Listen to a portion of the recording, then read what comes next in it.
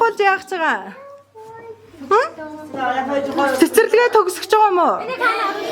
Сурагч болох гэж байгаа юм уу? Аа, ямар гоё. Баярлж гин үү таад? За. Ангийнхандаа хандаж юу гэж хэлмээр байна? Яг нэг гол хэсэгт оруулах юм байна. Хайртай шүү гэх үү? Аа, за.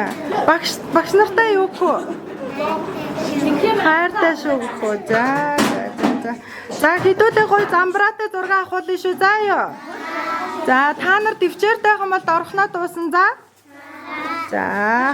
Яг энэ малгай суудаа